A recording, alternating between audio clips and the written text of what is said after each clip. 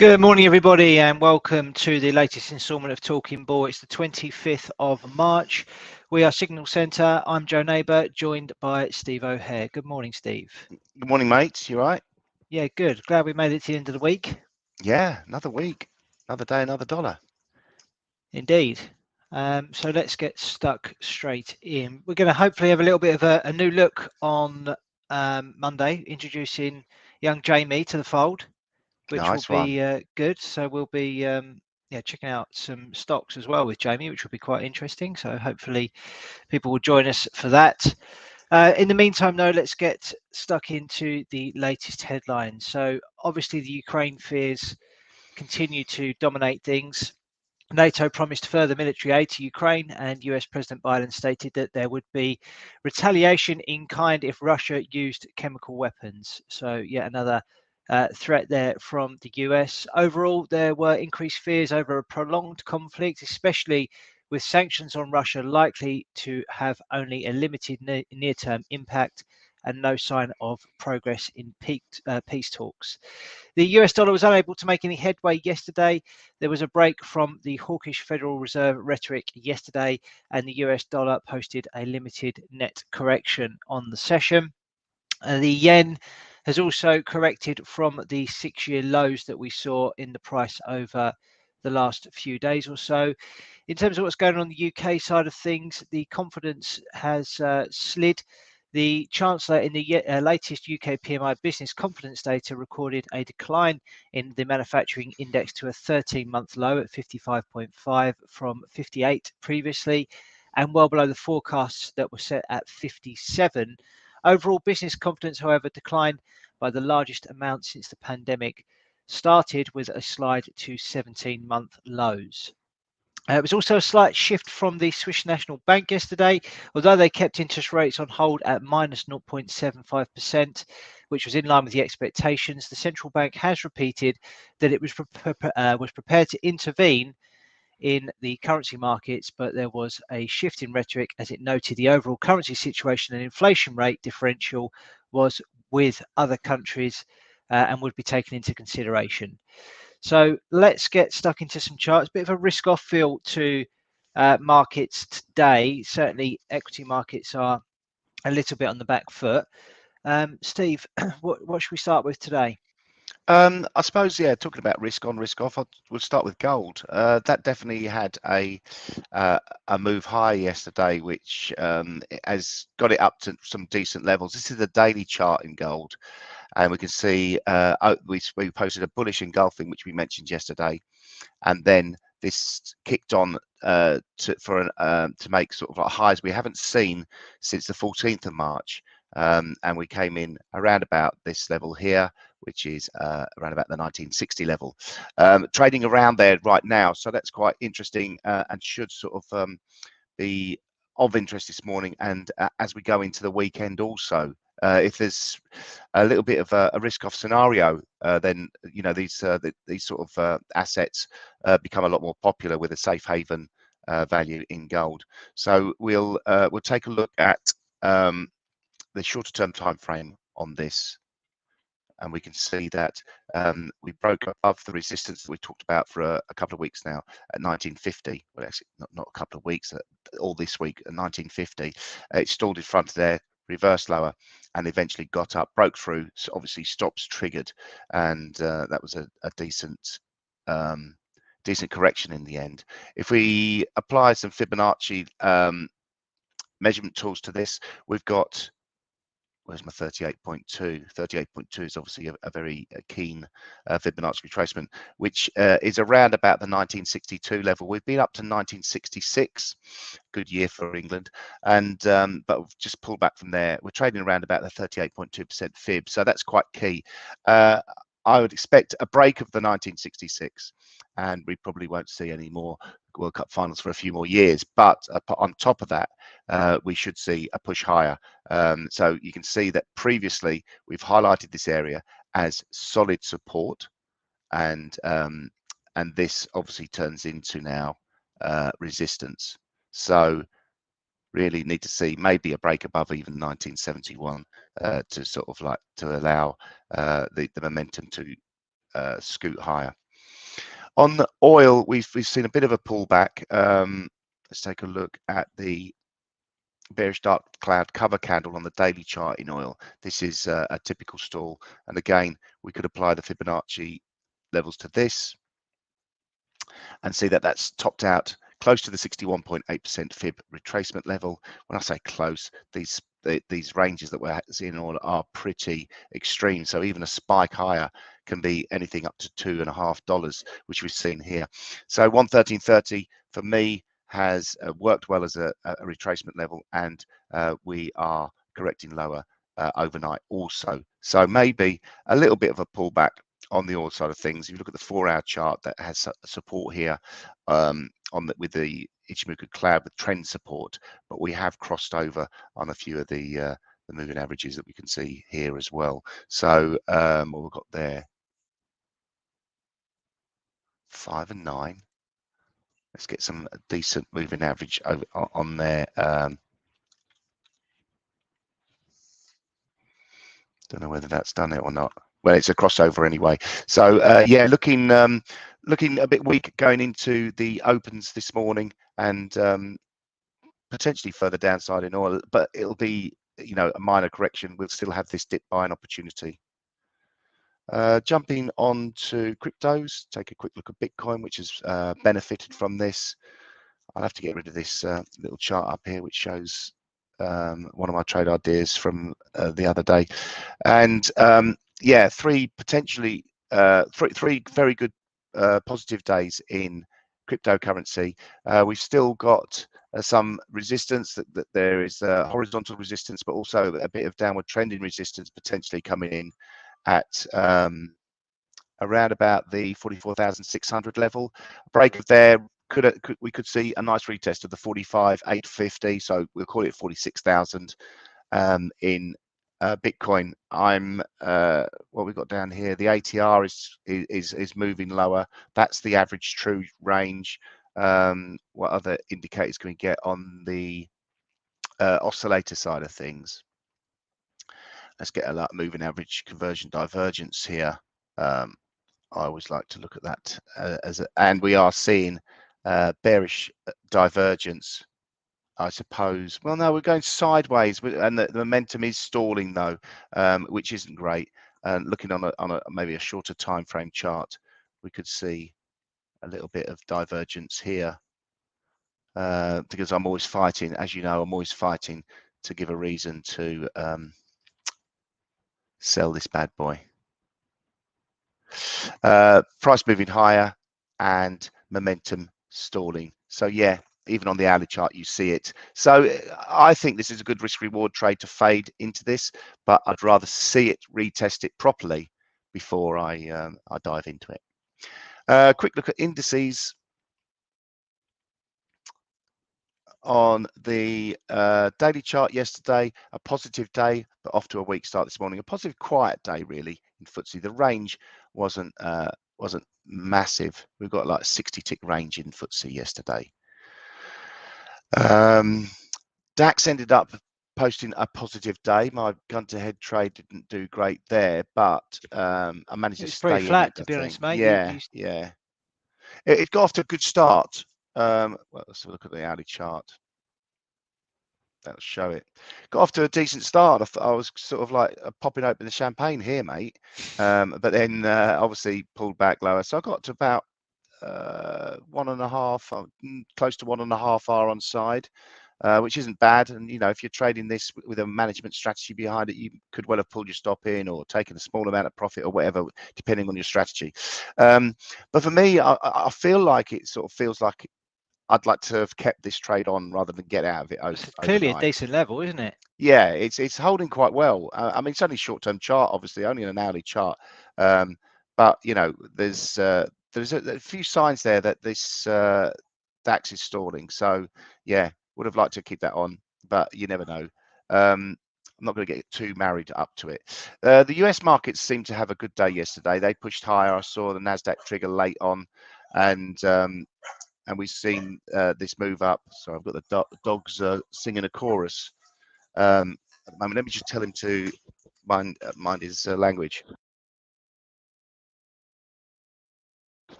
Yeah, so Dow looking pretty good, although overnight we've had a small pullback, but obviously a decent level up here to potentially retest. I'll take the 34,818. That's quite a nice level. That was an opener close on them 4 days. So yeah, a nice close above there would be positive into the weekend. However, we're off to a slow start, and you can see the momentum stalling ever so slightly down here as well. Nasdaq posted highest levels that we've seen since the 10th of Feb, actually yesterday. So that's pretty positive. And also, you've got this double bottom formation which is formed. So that's potential for a move higher. For me, the 40,400 level is quite pivotal in the Nasdaq. And while we're above that, the longs will feel quite safe. A break below it, however, I'd be a little bit more concerned. S&P, that produced a bullish engulfing day yesterday. So very nice indeed. Thank you very much. But it is heading towards this resistance around about the 4,550 level. 61.8% retracement of this all downward move. Yeah, Kicking so off there, isn't it, Steve? it is kicking off, mate. Yeah, the dogs are just welcoming visitors. Okay. So I'll pass that over to you. There's the baton. Good opportunity there. Okay, thank you, Steve. Let's take a look at FX then. So as in the market headlines, we talked about dollar index stalling. It's still closed positive on the day. Still looks to be forming some sort of consolidation pattern with, for me, a preference to break to the upside when it does eventually do so. Still trading in this bullish channel. So overall, still quite happy with the bullish outlook for the dollar index. If we take a look at cable yesterday, continues to be rejected from this resistance level at 132.71. Following this rejection here, we have had a little bit of a look higher on the intraday basis today, but sellers have stepped back in to drag that lower on the back of the PMI numbers that were out this morning. Was it PMI numbers? I think it was. Looking at euro US dollar, not much change there. It's obviously flip side of what we've just talked about on the dollar index, forming some sort of consolidation, possibly already broken to the downside here, and looking for lower prices. So we may be able to just extend that a little bit and see more consolidation in the very short term. So we've got to look elsewhere for excitement really in the FX markets at the moment. Just have a quick flick through some of the charts. Aussie versus Canadian dollar still trading up at elevated levels, although hitting some resistance at the moment. Aussie Swiss, following that breakout that we saw a couple of sessions back of 69.32, is starting to stall. We've seen a decent turnaround today. Aussie Yen, obviously we've seen a bit of a correction in yen following this really horrible move lower in the yen basket, forming early stages maybe of a reversal candle there. Obviously a long way to go on the session, but this is the worst performer from what I can see in my watch list, down by 0.86% as things stand. Aussie versus the US dollar is come up just short of this resistance at 75.55. So we may see some sort of pullback there in the very short term. Some of the European currencies, we saw Euro Oz get close to making new lows that we saw on the 7th of March previously, but seems to be a little bit of a turnaround so far today. Euro CAD still very much on its lows and not looking particularly great, although potential for a short-term reversal on that. Euro sterling still pretty choppy overall. I'm keeping an eye on this actually because I think there could be potential for some sort of bottom pattern to take shape here. I'm just going to quickly draw this on what I'm thinking. So this potentially is forming a bit of a right shoulder here. Still got lots to do before we can get excited about that, but that may be worthwhile keeping an eye on in the very short term. Euro yen has stalled into this resistance at 134.12. That was from the previous highs that we posted back in June last year. So potentially some interest for the bears there who'll be looking to fade into that move today, looking for maybe a risk off move across the board. Anything else standing out? Let's have a quick look. I think that's pretty much it, to be honest. This was quite interesting. New Zealand dollar versus the Swiss franc rallied bang into a 78.6% fib at 65.14. from these highs here on the 20th of October last year down to those lows in February. So that was quite an interesting Very one. nice. And anybody that's interested in looking at or using Fibonacci levels, that's obviously a great example of it working quite nicely. New Zealand dollar, US dollar, this is one that I'm watching because it looks to me as though it's completed an inverse head and shoulders bottom pattern. Now looking for a retest of that neckline at 69.25. So it'd be interesting to see if we get any kind of reaction around here before a continuation higher. So a few interesting bits to keep an eye on, but it looks as though we may see a little bit of reversal in some of those yen currencies given the severe weakness that we've seen in anything linked to the yen of late. So let's move on to the gun to the head trades from yesterday. Steve, you went on DAX. Obviously, you know, we looked at the charts a moment ago and it was a really good level, but it was only 8 ticks offside on that in the end, which, you know, is pretty minor really. I don't think we've probably had a smaller loss on the DAX in that in the whole time we've been doing this, to be honest. We did get a 1R win on sterling Swiss though, which was good. 38 ticks Nice there. one. So all in all, on a collective basis, a good day for us. So hopefully we can back that up with a further success today. I've got one ready, Steve, if you want me to go ahead. Yeah, you go ahead, mate. Yeah. Well, I was really interested in what you were saying on the gold side of things this morning, and how you were looking at things on the technical front. So just looking quickly at the daily, we saw this big breakout here back in March, early part of March. We've seen a nice move to the upside and we've seen a nice pullback, and it seems to be holding that level still quite nicely. When I looked into things on the intraday levels, let's just clean this up a little bit. This was the level you were speaking about this morning, the breakout here above 1949. For me, we could be forming a bit of a bullish flag here. Very early call, obviously still a long way to go before it does that, and it may fail. But obviously the safer trade is trading on the break. But I'm going to go for something a bit more preemptive. I'm going to try and buy it here at 1957.78. I'm going to target a move up to the 61.8% Fibonacci retracement level of this entire move here, this pullback that we saw back to test the new support. And I'm going to put a really tight stop on that at 1952.31, below the lows that we've seen this morning. So looking for over 7.5 hour on that one today. What's the target, Joe? 2002 Mm, vintage year. yeah. Arsenal won the league that year. Oh, did they? Yeah. The unbeatables. 04 was unbeatables. Oh, was it? Yeah. Yeah, I feel like challenging that just because it's that year that you mentioned. I feel like going the other way now in gold. I mean, the risk reward in it, that's the thing. The risk reward for both trades is pretty good. So should we just cross it up? Yeah, why not? I mean that's that. I mean, you've scared me now with that band of resistance you've got on there. I made the band so big. It's like, yeah, you know what?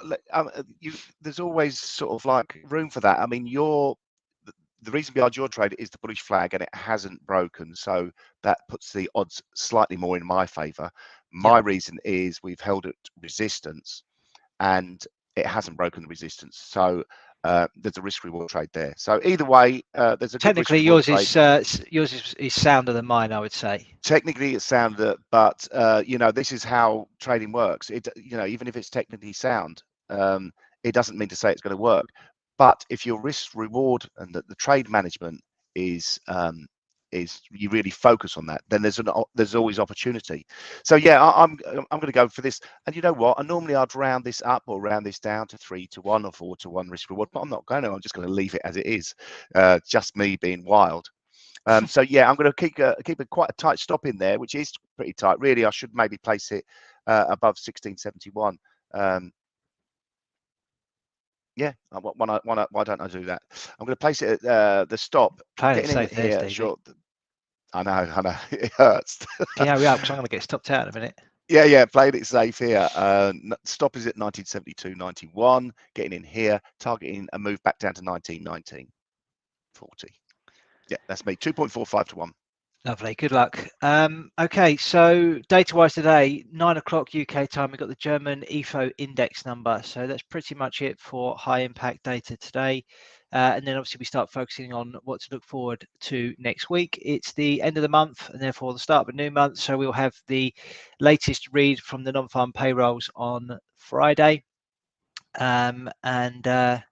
Yeah, promises to be an interesting week. So be careful if you're holding positions over the weekend. As always, things can escalate in both directions. So I think that's pretty much it from us for the week, Steve.